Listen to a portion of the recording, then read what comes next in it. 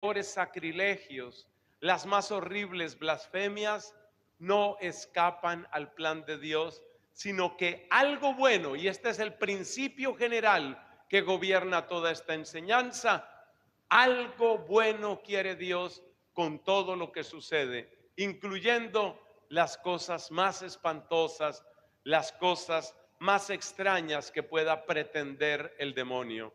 También en esas cosas que llamamos extraordinarias, también ahí está el plan de Dios, y es norma general que nosotros tenemos que evitar estos tres riesgos: la ignorancia, la confusión y el pánico. Hay que evitar esos tres peligros. Ignorancia es lo que estamos tratando de superar cuando hacemos estas enseñanzas. Cuando se reúnen cientos, miles de personas para aprender sobre estos temas, estamos venciendo la ignorancia. Es necesario conocer estas estrategias del enemigo, pero no para caer en miedo, no para caer en pánico, sino para estar advertidos y para saber cómo podemos defendernos. Hay varios santos que han tenido que enfrentarse muy de frente, muy de lleno con el enemigo. Así tenemos, por ejemplo, a San Antonio Abad, que ya mencionaba, en el siglo III. San Antonio tuvo que enfrentarse con ataques muy violentos de Satanás. Encontramos también a otro santo impresionante, bueno, todos son impresionantes. San Ignacio está haciendo memoria de los combates espirituales, pero sobre todo de las victorias de San Benito Abad, San Benito de Nurcia, las victorias de San Benito contra el demonio. Otro santo que podemos recordar, gran exorcista, gran conocedor de este tema, precisamente para advertirnos y ayudarnos, San Ignacio de Loyola, el fundador de la Compañía de Jesús, los jesuitas. San Ignacio de Loyola, gran conocedor de estos temas, que tuvo que pasar indudablemente por un proceso largo de discernimiento. Ustedes saben que San Ignacio y muchos de los jesuitas eminentes han tenido una luz muy grande de discernimiento. El don del discernimiento brilla especialmente en la Compañía de Jesús. O bueno, así debe ser. Quizás haya algunos jesuitas que no, pero así pasa en todas partes. En principio, es un don de la Compañía de Jesús, un gran discernimiento. Entonces, atentos a estos santos, porque son grandes defensores y aliados nuestros en la lucha contra las manifestaciones extraordinarias de Satanás. San Antonio Abad, San Benito de Nurcia, San Ignacio de Loyola. Seguimos. A finales del siglo XVIII y comienzos del siglo XIX tenemos a un santo sacerdote que fue párroco toda su vida, el santo cura de Ars, San Juan María Vianney. También él tuvo que enfrentar unos ataques pavorosos de Satanás que pretendía precisamente llevarlo a confusión y llevarlo al pánico. Y recuerde que tenemos que evitar esos peligros: ignorancia, confusión y pánico. Entonces San Juan María Vianney conoció esos ataques. Hay una anécdota muy bonita de la vida de San Juan María Vianney, porque había rumores de que el diablo lo atacaba muchísimo, y algunos creían y otros no creían. Un sacerdote conocido de él tenía que pasar por esa población y quiso hospedarse en la casa de San Juan María Vianney. Después de pasar una noche en esa casa, dijo: yo no me vuelvo a quedar ahí, porque sucedían cosas realmente inexplicables. Esas cosas inexplicables que incluyen mover muebles pesados o que incluyen ruidos inexplicables y escalofriantes, ese tipo de cosas son las armas extremas, podríamos decir, son los gemidos desesperados del diablo cuando no logra perturbar a las personas por medios ordinarios. Y esto es muy importante saberlo, que las apariciones, las manifestaciones extraordinarias del demonio tienen en el fondo un rasgo de debilidad. Es decir, el demonio llega a esas manifestaciones extraordinarias por dos motivos. Primero, porque se siente tan derrotado que es como decimos popularmente, como la patada del ahogado. Es decir, se siente derrotado y trata de hacer una demostración de poder. Ese es un caso de lo extraordinario, las manifestaciones extraordinarias. El otro caso es cuando se siente demasiado seguro, como se cuenta de un endemoniado que estaba en la región de Gerasa. Eso se cuenta en los evangelios. Había un endemoniado que estaba tan poseído del diablo que el diablo ya reclamaba ese terreno como suyo. Entonces las manifestaciones extraordinarias se dan o cuando el demonio se ve completamente perdido y entonces trata de causar desesperación, pánico, confusión, o cuando se siente tan seguro que cree que puede adueñarse de un lugar o puede adueñarse completamente de una persona. Bueno, entonces, santos, volvamos a los santos. Yo quiero que ustedes se vuelvan muy amigos de estos santos. Hay muchísimos. Antes mencioné también a San Martín de Tours, que es prácticamente contemporáneo, casi contemporáneo de San Antonio Abad. Entonces, San Antonio Abad, San Benito de Nurcia, San Ignacio de Loyola, San Juan María Vianney, y no se nos olvide el Padre Pío de Pietrelcina, que a mediados del siglo XX también tuvo enfrentamientos muy duros con el diablo. También entre las mujeres hay algunas que han tenido victorias impresionantes. No se nos olvide María Santísima, por favor. A ver, ¿quién le da un aplauso a la Virgen? Un aplauso fuerte para María. Un aplauso fuerte para la Madre de Jesús. Ella es gran aliada, nuestra gran aliada en toda lucha contra las tinieblas. Pero además hay otras santas que hay que mencionar. En particular, hay que recordar a dos santas dominicas, una de ellas, Santa Inés de Montepulciano. Era tan humilde y era tan orante esta mujer que la gente decía que ella era exorcista. Por supuesto que el exorcismo es propio del sacramento del orden y ella obviamente no había recibido ningún sacramento del orden. Pero ¿sabes por qué la gente decía que ella era exorcista? Porque tenía tanta santidad, tanta pureza, tanta humildad y tanta oración ella, que se dio el caso, ella era monja de clausura, y se dio el caso de que llevaban al monasterio personas posesas, y el demonio, con tal de no estar cerca de Santa Inés de Montepulciano, se iba. O sea que no es que ella dijera fórmulas de exorcismo, sino que la sola pureza, humildad y oración de Inés era tan grande que el demonio le tenía terror.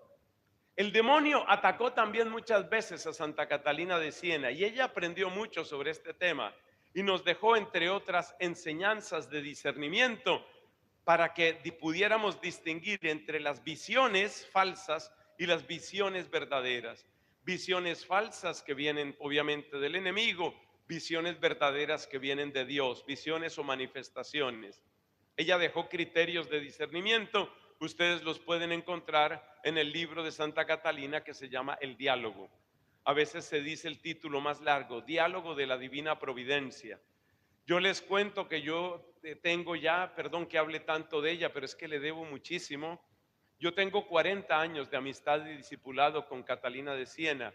Mi relación con esta bendita mujer empezó en el 21 de marzo del año 1985.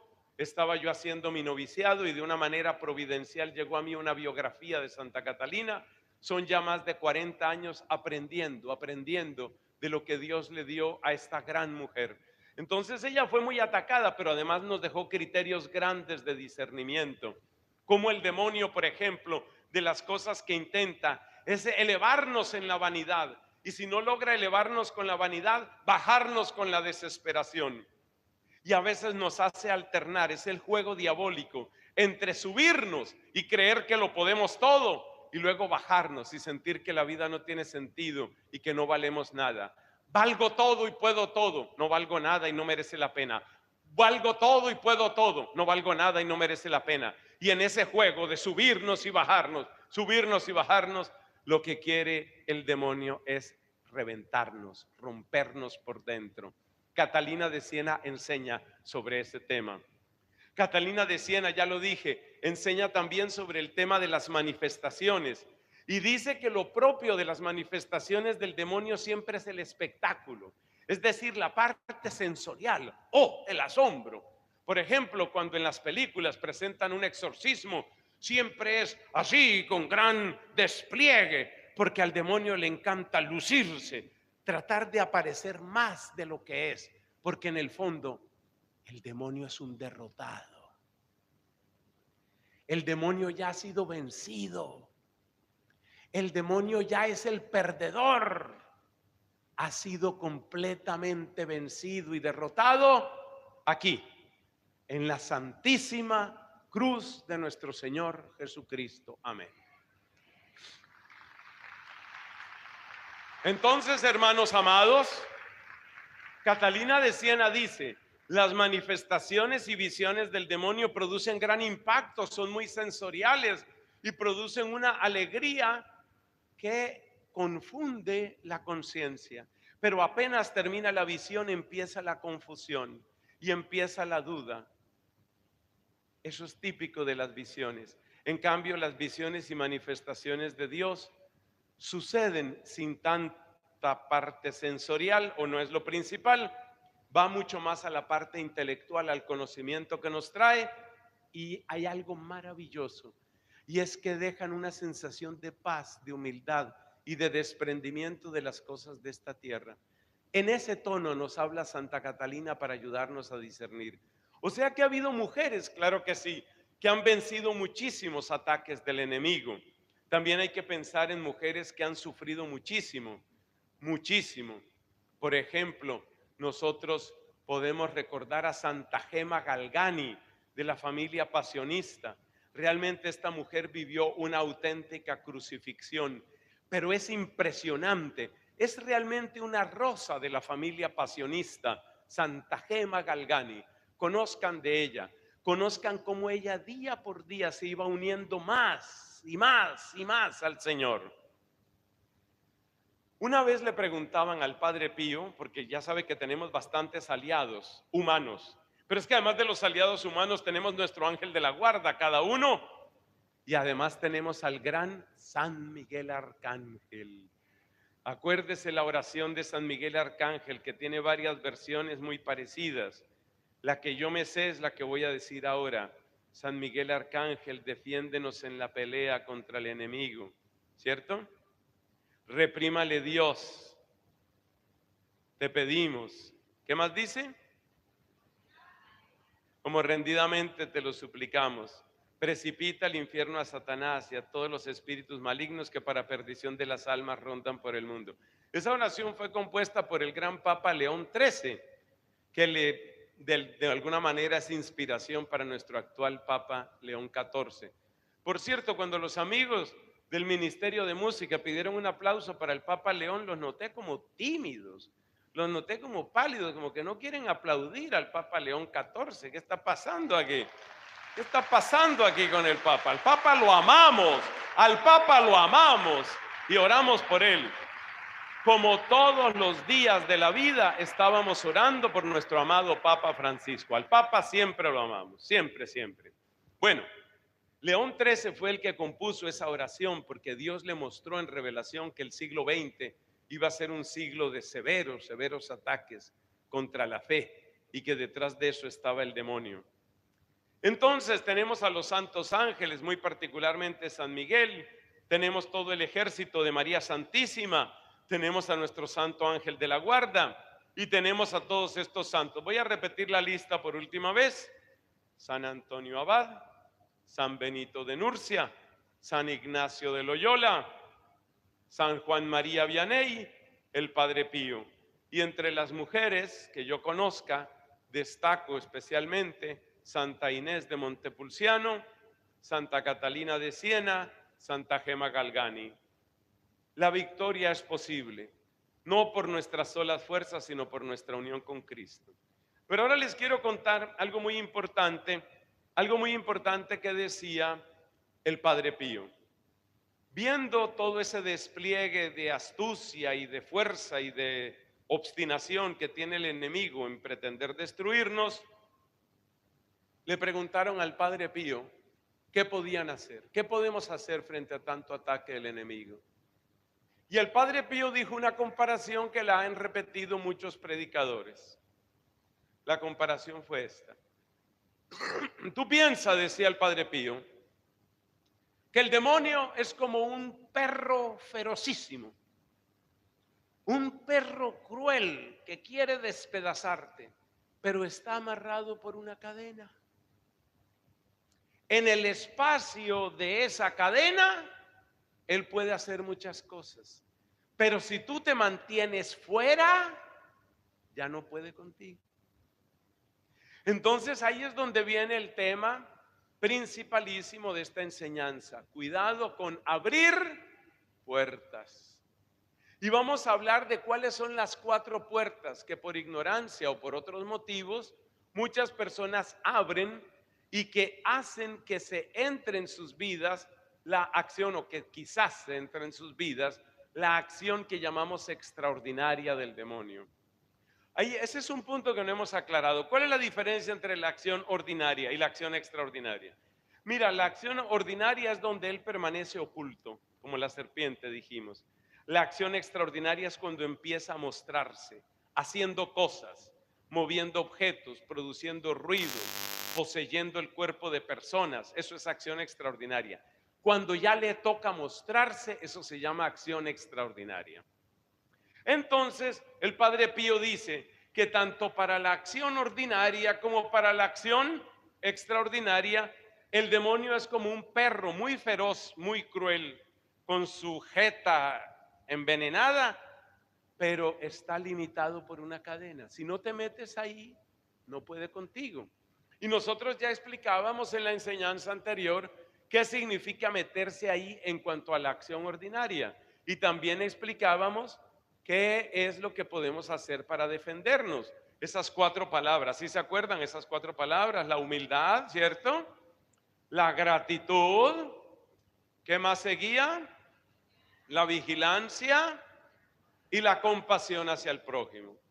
Esas son nuestras defensas. Y si tú te mantienes en los terrenos de la humildad, la gratitud, la vigilancia y la compasión, en lo que tiene que ver con el modo ordinario, estás lejos, lejos del espacio donde el demonio ataca y donde tiene cierto poder. Pero ahora hablemos de cuáles son las puertas que la gente abre para la acción extraordinaria. Esas puertas también son 4. Qué bueno que vayamos tomando apuntes, algunos están también grabando, en ningún modo me disgusta, está muy bien. Ustedes hagan sus grabaciones tranquilos, difundan esta enseñanza, que esto llegue a ser conocimiento del pueblo de Dios. Las 4 puertas: la puerta de la curiosidad, la puerta de la decepción, la puerta de la codicia y la puerta de las heridas culturales. Ya vamos a explicar esa última. Heridas culturales. Esas heridas culturales están prácticamente en todas partes y muchas veces tienen que ver con restos ancestrales de culturas del pasado. Porque las culturas del pasado, culturas originarias, culturas aborígenes, tienen muchas cosas buenas, pero también tienen muchas cosas peligrosas. Ya vamos para allá. Entonces, ojo con las 4 puertas en las que uno puede, por ignorancia o por lo que sea, puede caer. Curiosidad, la primera. Decepción, desesperación, es la segunda. Tercera, ¿cuál es la tercera? No entendí nada. La codicia. Y cuarta, las heridas culturales. La curiosidad sucede, por ejemplo, en un colegio, sucede en una institución educativa. Un grupo de niñas y de pronto una llega con una tablita que se llama la ouija. Se escribe O-U-I-J-A, ouija. Esa palabra ouija proviene de la palabra sí en francés, que es oui, y la palabra ja en alemán, que significa sí. O sea que es la palabra sí en francés y la palabra sí en alemán, el adverbio, sí. Oui, ya. Pero se pronuncia usualmente ouija. Bueno, la ouija es una tabla que trae unas letras y trae unos números y trae la palabra sí, la palabra no y trae otras cosas. Y algunas personas por curiosidad, dicen, bueno, vamos a ver si esto funciona. Están abriendo una puerta. Una prima mía con unas amiguitas entraron en esa curiosidad. A ver aquí qué sale. Y un día que estaban haciendo ese juego, que no es ningún juego, es invocación de demonios, un día que estaban haciendo ese juego, ya todas querían parar y ninguna podía. Y el demonio decía, no me quiero ir, no me quiero ir. Y las tuvo ahí amarradas. Y después de eso no podían dormir. Y tuvimos que hacer una oración de liberación por esa primita mía, que yo la quiero muchísimo. Porque ella me decía, pues ella sabe por supuesto que yo soy sacerdote. Y me dijo, haz una oración por mí, estoy muy mal, estoy muy ansiosa, estoy muy nerviosa, no puedo dormir. Y le pregunto, ¿qué pasó? Y me dice, es que con unas amigas nos pusimos a jugar eso. Eso se llama abrir puertas. Nunca, nunca. Otra manera de abrir puertas. Resulta que un grupo de amigos y de chicas van de visita, están haciendo turismo y se encuentran por allá en una ciudad remota de la costa de no sé dónde. Se encuentran que hay un letrero que dice, te cuento tu futuro. Y entonces lo toman como un chiste. Ah, me van a contar mi futuro. Acerquémonos. ¿Qué les mueve? Curiosidad. Ah, vamos a ver qué nos dice sobre el futuro. Y se encuentran ahí, por ejemplo, un señor, una señora que utiliza las cartas o que utiliza una bola de cristal y les dice, bienvenidos, ¿cuántos son ustedes? Ah, somos 4. Pues les voy a cobrar solo 3 y le voy a contar el futuro a los 4. Ah, pues hagámoslo, hagámoslo. Y lo miran como un chiste. Tienen curiosidad. Por ejemplo, una de las chicas tiene curiosidad porque ya tiene 30 y tantos años y ya está temiendo que no va a haber matrimonio. Entonces ella dice, yo sí quiero ir porque yo quiero saber si hay alguien para mí. Y el otro está pensando, si me conviene responder positivamente a un trabajo que me salió en Bélgica o me debo quedar más bien en Argentina con la empresa que ya empecé. Entonces voy a ver dónde está mi futuro. Y la curiosidad, oh Dios mío, la curiosidad, qué cosa tan terrible. Y entonces entran ahí y les leen el futuro. Le voy a contar otra curiosidad. Yo les he contado que yo he limpiado mi algoritmo en TikTok y en otros, pero me siguen saliendo porquerías de publicidad, no de perfiles, porque los perfiles tú los puedes bloquear, pero en estas redes sociales hay mucha publicidad que tú no puedes bloquear. Y desde hace una semana antes de este encuentro, como para recordarme el tema, me está saliendo publicidad de un par de señores. Son 2 señores que hablan todo el tiempo sobre horóscopos y sobre cómo en tu mano está toda tu historia, la historia de tu vida. Por supuesto, cumpliendo lo que les he dicho, yo nunca veo completa ninguna de esas publicidades, pero he visto los segundos suficientes para ver de qué hablan. Que si tú te vas a casar una vez o 2 veces o cuántas. Que si tú vas a tener buena salud o no, que si te queda mucha vida o no. Eso se llama quiromancia. Quiromancia. La lectura de la hoja de té, la lectura de la colilla del cigarrillo, la lectura de las cartas, que el tarot, todo eso usualmente son puertas que la gente abre. ¿Por qué las abre? Curiosidad, curiosidad. Una pariente mía que quiero mucho ya falleció. Ustedes comprenderán que a la edad que yo tengo ya se me han muerto muchos parientes. Una pariente mía que quiero mucho, resulta que ella, jugando con unas compañeras, dijo así como decimos en Colombia, por molestar, por hacer un chiste, dijo, yo creo que yo puedo leerle el futuro a las personas y yo creo que yo puedo leer lo que están pensando. Y claro, a los amigos y a las amigas les dio curiosidad. Y entonces esta, que era una época en que estaba muy de moda el cigarrillo entre los jóvenes allá en mi país, y ella era joven en ese tiempo, entonces ella decía, viendo la colilla de tu cigarrillo yo puedo adivinar. Y entonces ella tomaba la colilla del cigarrillo y decía más o menos lo que se le ocurría. Oye, y empieza a acertar esta mujer, pero en cosas que era imposible que ella supiera. Adivina qué estaba pasando ahí. ¿Qué sería? ¿Qué sería? Demonio de adivinación se llama eso.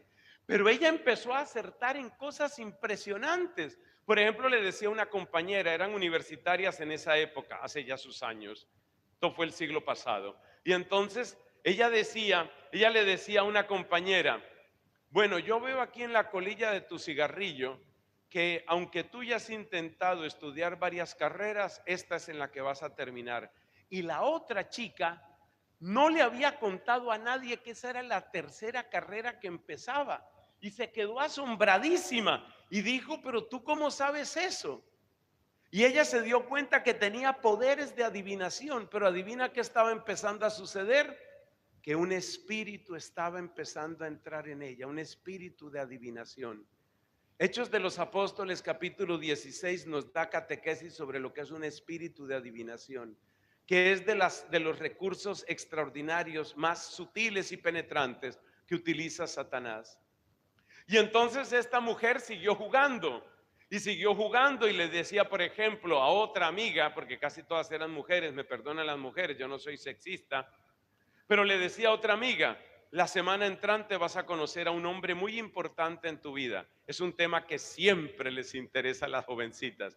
Vas a conocer a una persona muy importante en tu vida.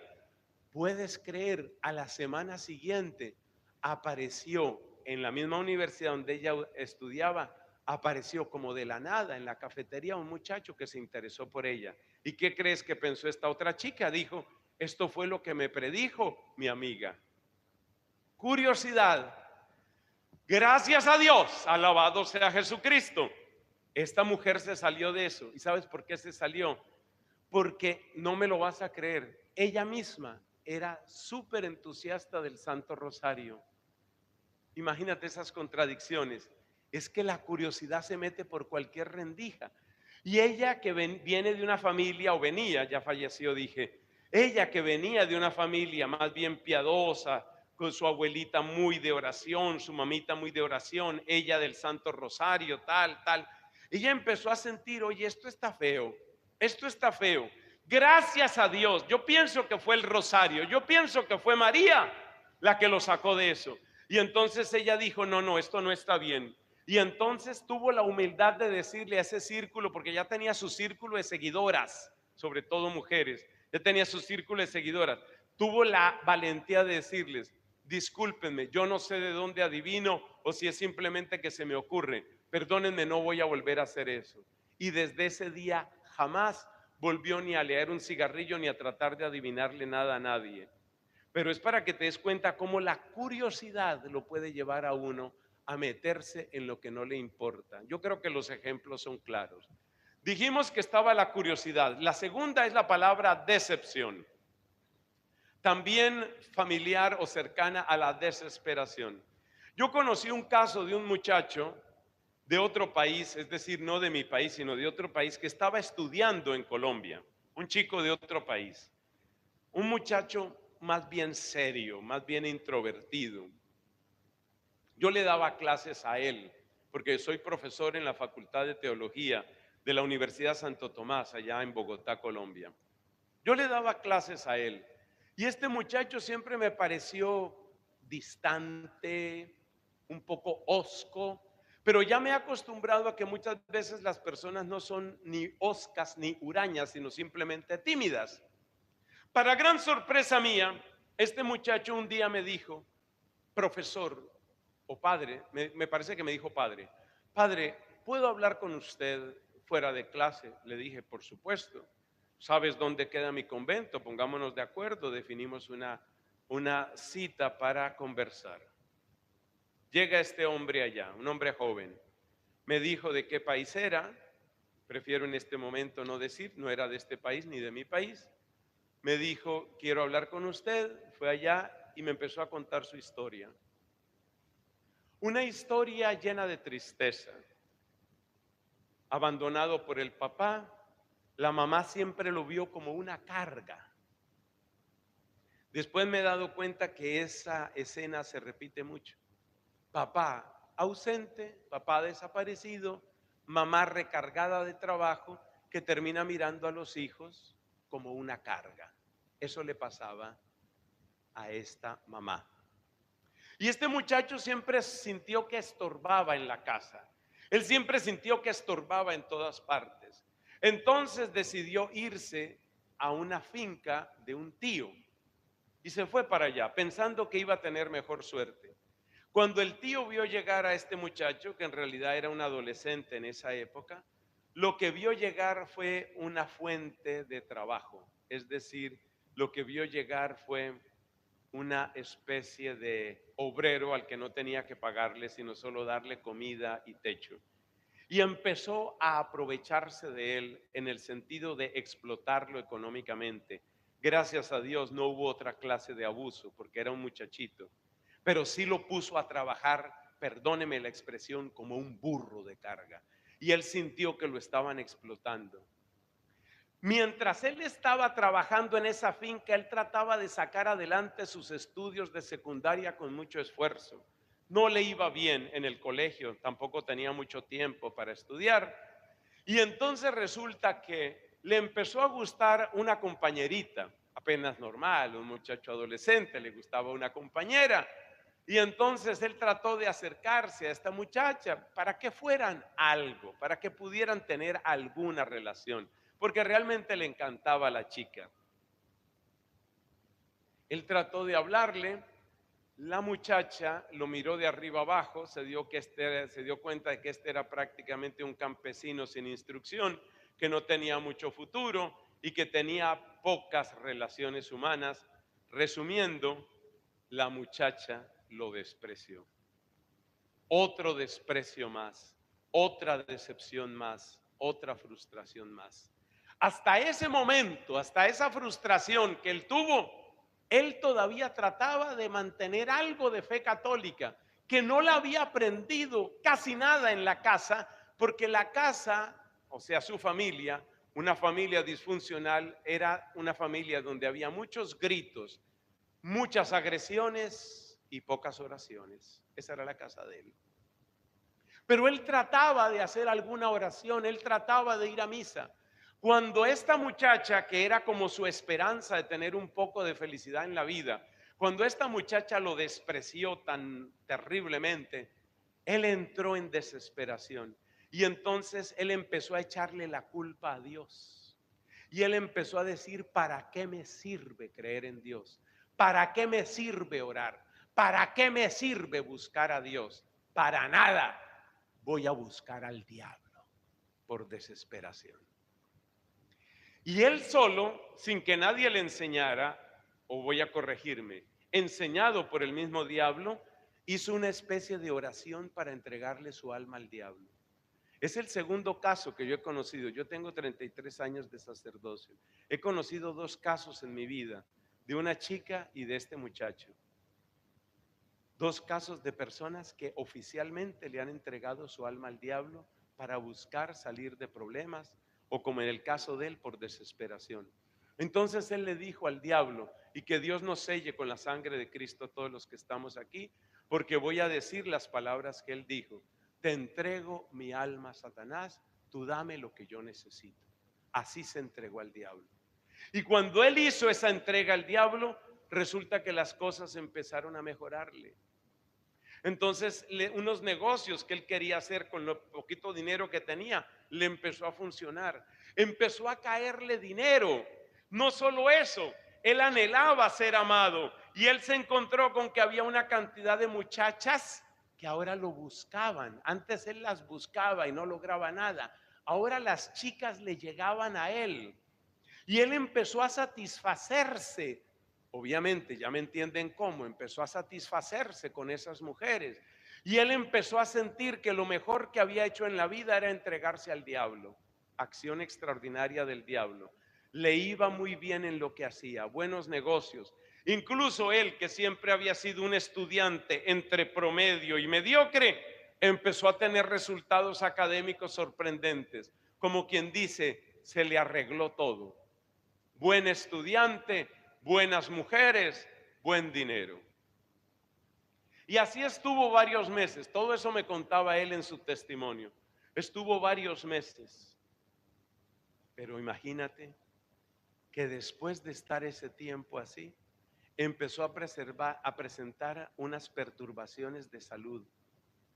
Por ejemplo, se le dañaba la digestión y nadie acertaba qué era lo que tenía. Después se le dañó el sueño. Él estaba supuestamente bien, supuestamente todo le funcionaba, pero resulta que se acostaba y no lograba conciliar el sueño. Y pasaba una noche entera sin dormir, además con unos pensamientos muy raros. En el fondo, si lo piensas bien, no tiene nada de extraño. Si tú tienes dentro semejante espíritu de tinieblas, pues imagínate qué puede haber en tu cerebro, imagínate qué puede haber en tu organismo. Oiga, este hombre empezó a tener unas angustias, de pronto le daban unos ataques de ansiedad, aunque todo estaba, entre comillas, bien, pero le daban unos ataques de ansiedad terribles y no podía dormir. Y cada 2, 3 semanas un problema, sobre todo la digestión que no le funcionaba, todo le caía mal, una angustia, una ansiedad. Le seguían llegando mujeres, que era de las cosas que él más quería, mujeres, mujeres. Eso va unido con la tercera palabra, codicia. Y entonces él recordó lo que había hecho. Y por una luz extraordinaria del Espíritu Santo, una luz poderosísima, él se dio cuenta, esto me pasa porque yo me entregué al diablo. ¿Y por qué se entregó al diablo? Porque él estaba absolutamente desesperado con la vida que tenía, con tanto sufrimiento. Así como algunas personas llegan al ateísmo, hay personas que llegan al satanismo por este camino que he dicho. Y entonces este hombre, en medio de su dolor, dijo, yo tengo que hacer algo. Y entonces fue a confesarse. Y se fue a confesarse, pero el sacerdote no tenía mucho tiempo, lo confesó de cualquier manera. Algo se mejoró su situación, pero de todas maneras seguía padeciendo. Bueno, para hacer la historia no tan larga, entró a la universidad, esta universidad donde yo doy clases, la Santo Tomás, y entonces ahí fue donde nos conocimos. Y él me dijo, yo quiero hacer con usted una buena confesión, porque yo nunca he dicho todo. Yo nunca he dicho todo. Y entonces hizo su confesión completica. Hizo una buena confesión. Y entonces yo le pregunté, entonces ¿estás arrepentido de lo que hiciste? Me dijo, sí, sí estoy arrepentido y no quiero repetirlo. Le pregunté, esta pregunta es muy importante para saber si hay posesión o no. En este momento tú puedes proclamar que Jesucristo es el Señor de tu vida. Se quedó serio y me dijo, Jesús es el Señor de mi vida. Le dije, uno va dando pasos. Tú puedes arrodillarte ante un Cristo y darle gracias por sus llagas y su sangre. Sí. Ahí, eso fue en mi convento. Hay una imagen preciosa de Cristo, una imagen alta de Cristo. Le dije, en el nombre de Cristo, arrodíllate y dale gracias por su sangre. Y el muchacho, venciendo a Satanás, se arrodilló y le dio gracias a Cristo por su sangre.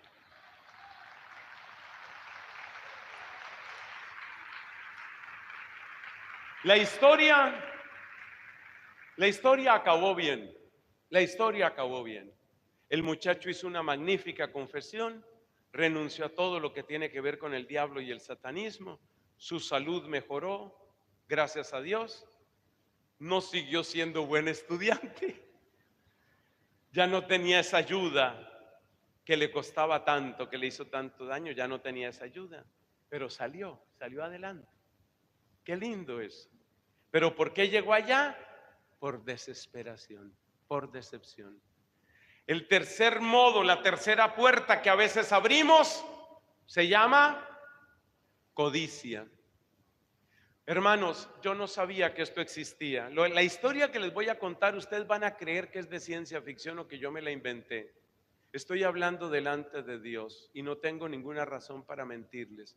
Les voy a contar a dónde lleva la codicia y cómo la codicia lleva a la brujería y al satanismo. En una de estas misiones que el Señor me ha encomendado y que la iglesia me ha permitido, estaba yo en el estado de California, en los Estados Unidos de América. La persona que me transportaba tenía que llevarme desde un hotel donde me habían hospedado hasta el lugar donde se hacían las predicaciones. Era un recorrido un poco largo. Una persona muy amable, muy bondadosa, y este hombre que me iba llevando, un día tomó una ruta ligeramente diferente de los otros días y me pasó por delante de una gran empresa, que obviamente no diré aquí por su nombre, una gran empresa. Solo les puedo decir que es una empresa de tecnología, es una empresa gigantesca y como suele suceder con esos edificios corporativos en Estados Unidos, con un aparcamiento o estacionamiento muy grande. Así son todos allá. Entonces era un día laboral, por decir algún jueves, un lunes, lo que sea, no me acuerdo y no importa. Era un día laboral y pasamos por ahí y yo, que soy niño curioso, dije, aquí queda tal empresa. Y me dijo, sí, por eso te traje por este camino. Ah, muy bien. Pero inmediatamente noté y dije, pero no hay nadie. Y me dijo, yo sé lo que está pasando en esa empresa hoy. Me quedé como esperando que continuara. Y luego le pregunté, ¿y qué está pasando? ¿Por qué hoy no hay nadie? Y me dijo, tengo amigos que trabajan ahí y les mandaron a decir que hoy tenían el día libre, como decir un lunes, un viernes, un día entre semana, que hoy tenían el día libre y que la empresa les pagaba el día. ¿Y por qué? Hoy no es día de fiesta, no es holiday aquí en Estados Unidos. ¿Por qué hacen esto? Porque hoy están entregando esta empresa a través de unas personas que contrataron. Entregando la empresa. ¿A quién la están entregando? Yo ya presentía para dónde iba la cosa. Resulta que contrataron a una serie de brujos y se supone que es una empresa de tecnología y se supone que la gente que está metida en el mundo de la ciencia y la técnica dice que la mayoría son ateos. Resulta que habían contratado personas de una especie de asociación de brujería para que recorrieran todo el edificio, por eso necesitaban que no hubiera nadie. Haga de cuenta como lo que un sacerdote hace cuando bendice una casa, lo mismo, pero al revés. Contrataron a estas personas para que recorrieran el edificio dejando unas señales. Usted ya sabe qué son las señales, ¿no? Dejando unas señales, cosas de brujería y regando unas aguas. El demonio siempre intenta replicar al revés lo que hace la iglesia. Si la iglesia utiliza agua bendita, el demonio pretende utilizar riegos y otro tipo de sustancias. Yo me quedé asombrado. Yo decía, Dios santo, ¿cuánto vale pagarle a 700 trabajadores el día completo? ¿Y cuánto tuvieron que pagarles a esos brujos? O sea que es una inversión que fácilmente está en el orden de miles y miles y miles de dólares. Yo no sé si millones. Miles de dólares para consagrar esa empresa. ¿Consagrarla a quién? Consagrarla al demonio. Codicia. Esa empresa no se está muriendo de hambre, no voy a decir el nombre, ya les dije.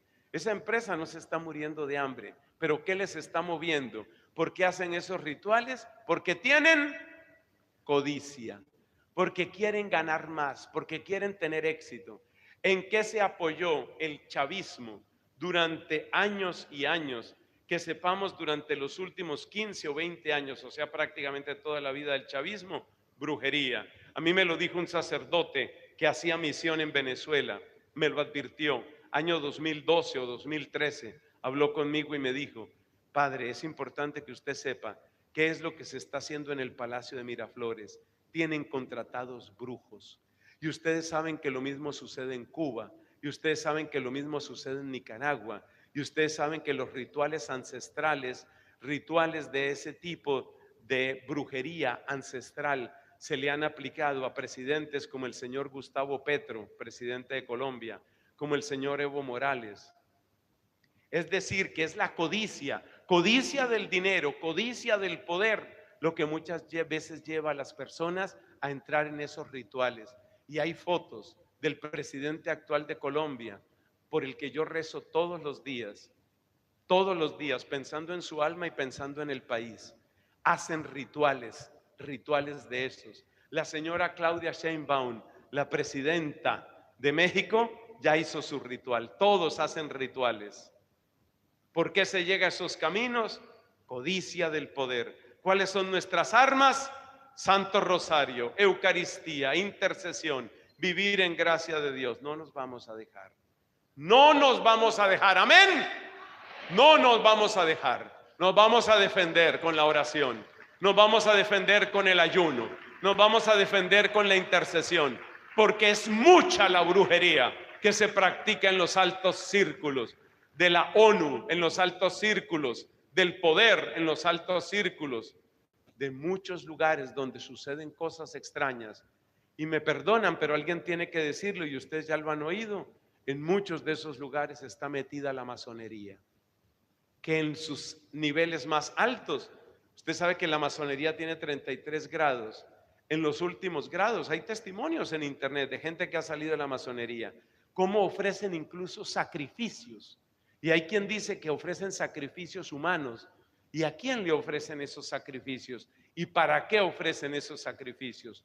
Pura codicia del poder. Son puertas que se abren. Cuidado con esas puertas que se abren. Vamos con la cuarta puerta, que es lo que hemos llamado heridas culturales. Dios me ha concedido mucho amor por mis hermanas naciones latinoamericanas, así como amo a la Argentina, amo a cada país de nuestra América Latina, por supuesto amo a México. Pero debo decir que hay una herida cultural espantosa en México. Se llama la Santa Muerte. Hay una herida cultural espantosa en Cuba y en Brasil. Se llama la práctica del vudú. Vudú es una herida cultural que proviene de cultos ancestrales del África. El vudú. Cuando ustedes oigan, por ejemplo, hablar de Santa Bárbara en esas canciones, Santa Bárbara no es Santa Bárbara la católica. Santa Bárbara es el nombre clave que los antiguos sacerdotes del vudú le dieron a unos espíritus de tinieblas a los que ellos adoraban. Pero como no podían decir delante de los católicos que estaban invocando a esos demonios, entonces pusieron un nombre en clave y empezaron a llamar Santa Bárbara a esa persona. Hay una Santa Bárbara mártir, virgen y mártir en la Iglesia Católica que se celebra el 4 de diciembre, pero ellos tomaron ese nombre como nombre encriptado para invocar, seguir invocando a sus demonios. El nombre que tiene ese demonio dentro de la espiritualidad de ellos es Changó. Usted ha oído una cosa que dice que viva Changó. Jamás repitan eso. Ese Changó es parte de una invocación de vudú, una invocación africana antiquísima. Es una herida cultural. Eso está muy presente en el Caribe, está muy presente en costas del Brasil. Es una herida cultural. Y la gente lo canta y la gente lo baila. Otra herida cultural que está tremendamente extendida es el yoga.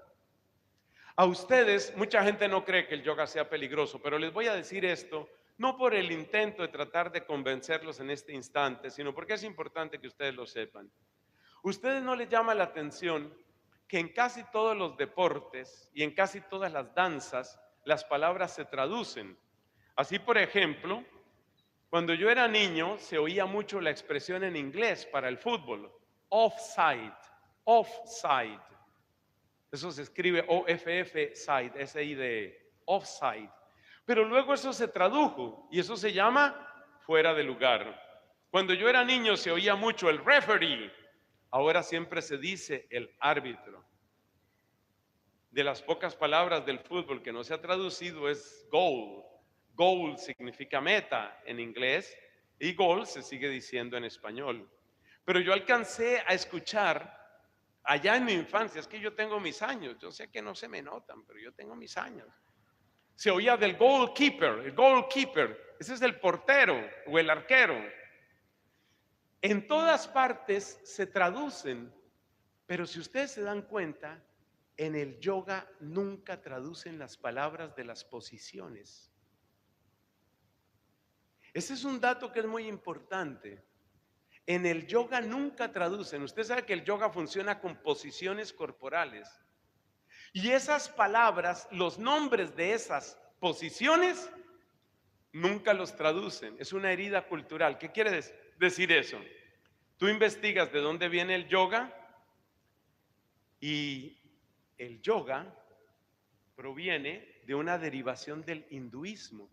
Y las posiciones corporales son posiciones que se llaman mímicas. Es decir, la posición que tiene una determinada divinidad, yo la repito.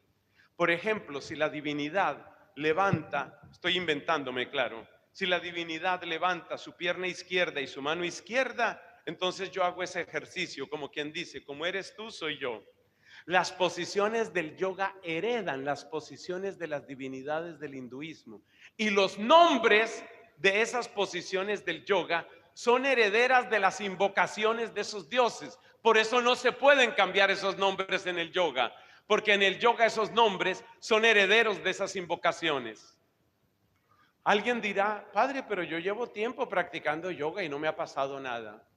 Sí, eso sucede y también hay gente que fuma marihuana 10 años y no se le daña el cerebro. Pero ¿quién sería tan loco de ponerse en ese riesgo? Y hay personas que van más allá y dicen, padre, hace 12 años que tengo un amante, ni mi esposa ni mis hijos se han dado cuenta. ¿Qué puede pasarme? ¿Quién va a jugar con candela, sobre todo cuando se trata de esos temas espirituales? Entonces el yoga es una herida cultural que se metió en Occidente. Si ustedes miran la historia del yoga en Occidente, eso tiene fechas de entrada y nombres específicos de personas que quisieron llenar nuestra cultura cristiana con todo eso. Entonces aléjense del yoga, aléjense de la meditación zen, aléjense de Changó y aléjense de la música revuelta de budismo, aléjense de la Santa Muerte. En mi país hay un santo, bueno, no es en mi país, es un santo venezolano, se llama José Gregorio Hernández. Este fue un médico, un laico, generoso, muy bueno con los pobres. Pero resulta que los brujos adoptaron a San Gregorio Hernández, bueno, ya lo podemos llamar santo, San Gregorio Hernández, lo adoptaron, José Gregorio Hernández, lo adoptaron para hacer espiritismo, algo parecido a lo que han hecho con Santa Bárbara los budistas, los buduistas, los del vudú. Entonces resulta que ahora tenemos una confusión en Venezuela y en Colombia. ¿Y la confusión cuál es? Que sabemos que José Gregorio Hernández fue una persona santa, pero también sabemos que ese nombre lo tienen secuestrado los brujos y los espiritistas para hacer sus propios ritos. Y es impresionante en Venezuela y en Colombia la cantidad de personas que se han metido en esos caminos y han abierto esas puertas. Me cuentan que por estas tierras también hay un cierto personaje, cuyo nombre no diré porque no me consta, pero me cuentan que aquí hay un cierto personaje que no es canonizado y que la gente invoca y le hacen unas especies como de cabañitas y le tienen unos ritos. Aléjense de eso. En el nombre de Cristo, aléjense de eso. Ese camino no es. Ah, que es una costumbre, que es que aquí se acostumbra a eso. Sí, aquí se acostumbra a eso y en la India se acostumbra el yoga y en México se acostumbra a la Santa Muerte y en Venezuela se acostumbra a hacer espiritismo con José Gregorio Hernández. Pero nosotros no estamos para repetir costumbres que ofenden el nombre de Dios. ¿Me estoy explicando? Nosotros no estamos para repetir cosas que porque son culturales, que porque aquí siempre se ha hecho. Pues siempre se ha hecho y siempre se ha hecho mal, punto. Aquí no vamos a practicar eso. Y hay cosas que se ponen de moda. Hay gente que empieza a ponerse en las manillas, se ponen unas manillas con el ojo turco de la buena suerte. Hay gente que se cuelga una pata de conejo para la buena suerte, sin pensar que si le fue tan mal al conejo, ¿qué les irá a suceder a ellos? Hay gente que pone herraduras en las casas. Lejos de nosotros, hermanos, toda superstición. Jamás, jamás superstición en tu casa. Jamás superstición sobre tu cuerpo. Cuarzos, manitos raras, ojitos de la buena suerte, herraduras y otras cosas inexplicables. Jamás, jamás. Esa puerta no la voy a abrir. Y fíjate lo importante que es hablar de esto de las puertas. Lo importante que es. Porque fíjate que tú puedes, yo no sé qué tan segura o insegura es esta población, estoy completamente seguro de que es más segura que Bogotá, de eso estoy totalmente seguro. Pero imaginémonos que tú estás en Bogotá, no en Resistencia, sino en Bogotá.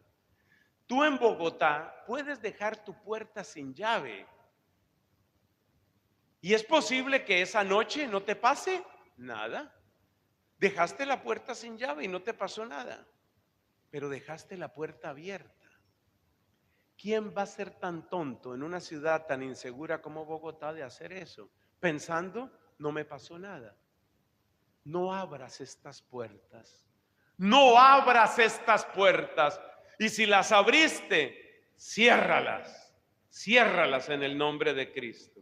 Repito las 4 puertas que fue nuestro tema de hoy, pero luego tenemos que continuar con cómo defendernos. Esa será la siguiente predicación, sino que no quiero excederme en el tiempo.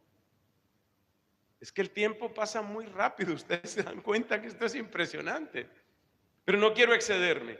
Las 4 puertas con las que hay que cuidarse. La puerta de la curiosidad. Acuérdense lo que le pasó a mi primita, que la quiero con todo mi corazón. Dios la bendiga y la preserve siempre. Tiene un hogar muy bonito por el que ha luchado mucho. Dios la bendiga. Cuidado con la curiosidad. Segundo, cuidado con la desesperación. Luego hablaremos de los remedios. No se vayan a perder las predicaciones de la tarde. No se las vayan a perder. La puerta de la desesperación. Acuérdese ese muchacho, pobrecito. Pero me pareció tan humilde cuando ya se arrodilló delante de la cruz y le dijo a Cristo, gracias por tu sangre. Estoy seguro que cuando él dijo esas palabras, se liberó. Esas palabras desatan. Gracias por tu sangre, Jesús. Tercera puerta. La codicia, quiero ganar más, quiero mantenerme en el poder, pase lo que pase en el poder, quiero mantenerme. Brujería. Y cuidado con las heridas culturales. Ah, que aquí se acostumbra. El padre no entiende porque el padre viene a otra parte. El padre entiende porque el padre conoce varias partes, porque el padre sabe lo que hemos sufrido. Oh, si yo me pusiera a contarles historias de la astucia de Satanás para mantener las heridas culturales. Una amiga que quiero muchísimo con toda la familia estuvo metida en el espiritismo y todo empezó por José Gregorio Hernández. Bueno, por él no, porque él fue un hombre santo, sino por el secuestro que han hecho de la memoria de él los espiritistas en Venezuela y en Colombia. No caigan en eso. Pongámonos de pie para una pequeña oración. Vamos a hacer una oración, vamos a pedirle a Dios que nuestro corazón sea libre, sea sano, sea limpio, porque dice la carta a los Efesios, hemos llamado para ser santos e inmaculados en su presencia por el amor. Esta vez vamos a hacer 2 cosas muy breves. En primer lugar, ustedes y yo vamos a decir el credo. Concretamente vamos a decir el símbolo de los apóstoles, que es uno de los elementos más fuertes que tenemos para limpiar nuestro corazón. Creo en Dios Padre Todopoderoso, Creador del cielo y de la tierra. Creo en Jesucristo, su único Hijo, nuestro Señor, que fue concebido por obra y gracia del Espíritu Santo. Nació de Santa María Virgen, padeció bajo el poder de Poncio Pilato, fue crucificado, muerto y sepultado, descendió a los infiernos, al tercer día resucitó de entre los muertos, subió a los cielos y está sentado a la derecha de Dios Padre Todopoderoso. Desde allí ha de venir a juzgar a vivos y muertos. Creo en el Espíritu Santo, la Santa Iglesia Católica, la comunión de los santos, el perdón de los pecados, la resurrección de la carne y la vida eterna. Amén. Ahora, por favor, si ustedes tienen con ustedes mismos alguna cruz, algunos tendrán colgadita en su cuello o en sus bolsos o donde sea, tomen esa cruz en su mano. Yo voy a tomar aquí esta bendita cruz. Te amo, Jesucristo. Tomamos esta cruz bendita en las manos y ustedes, por favor, van a repetir después de mí una sencilla oración que es muy bella y que no es otra cosa sino la proclamación de la sangre de Cristo. que nos lava, que nos purifica. Por favor, repiten después de mí, voluntariamente, por supuesto. Señor Jesucristo, gracias por tu amor. Gracias por tu obediencia al Padre. Gracias por tu caridad desbordante. Gracias por tu santísima cruz. Gracias por tu preciosísima sangre. Gracias por tu muerte redentora. Gracias por tu gloriosa resurrección. Señor Jesucristo, tuyos somos y tuyos queremos ser.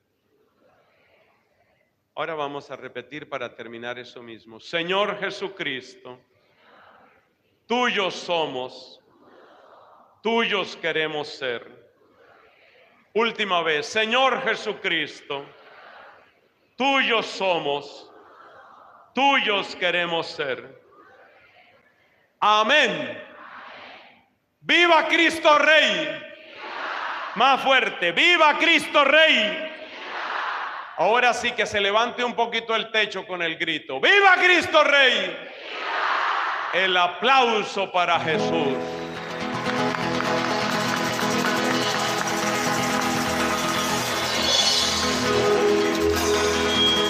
Dios se está moviendo en este lugar. Siento su presencia, siento su poder, rompiendo las cadenas, dando libertad. Dios se está moviendo en este lugar. Dios se está moviendo, Dios se está moviendo en este lugar. Siento